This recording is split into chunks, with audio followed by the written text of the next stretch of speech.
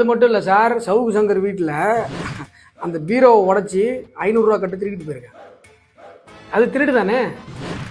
எப்படி நீங்கள் வந்து ஒருத்தரை அரெஸ்ட் பண்ணுறீங்க, அரெஸ்ட் பண்ணால் அவர் அரெஸ்ட் பண்ணலாம், அது சம்மந்தப்பட்ட ஆவணங்கள், ஃபோனு, லேப்டாப்பு சீஸ் பண்ணலாம். பணத்தை எப்படி சீஸ் பண்ணிக்கிறீங்க?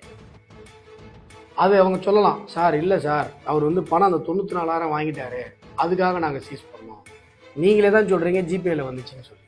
அப்போ அக்கௌண்ட்டை தானே ஃப்ரீஸ் பண்ணோம். எப்படி நீங்கள் கேஷாக இருக்கிற பணத்தை எடுப்பீங்க? அதில் எவ்வளோ இருந்தது நீங்கள் எண்ணி பார்த்தீங்களா? அப்படியே எடு. அதை போலீஸ்காரர் சொல்ல அப்படியே எடு, அப்படியே எடு. அதில் ஒரு 500 ரூபா தனியாக கிடக்கு, அதை சொல்கிறார், அந்த 500 எடு. எவ்வளவு மோசமாக தமிழக காவல்துறை போயிட்டு இருக்கு.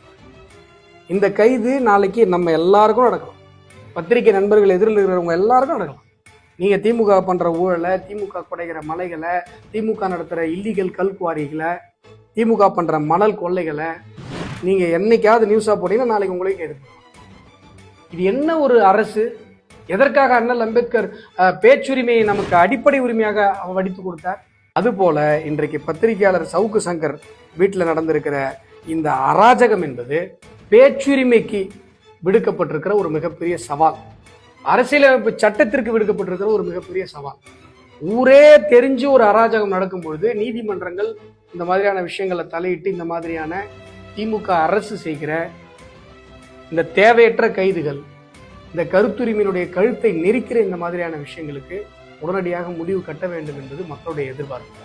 ஏன்னு சொன்னா, இதே சவுக்கு சங்கர் பிஜேபி எதிர்த்து கூட பேசியிருக்காரு. அதில் விஷயம், ஒருத்தர் சட்டத்திற்கு புறம்பாக வஞ்சிக்கப்படுகிறார் என்று சொன்னால் நாங்கள் போராடும், நாங்கள் குரல் கொடுப்போம்.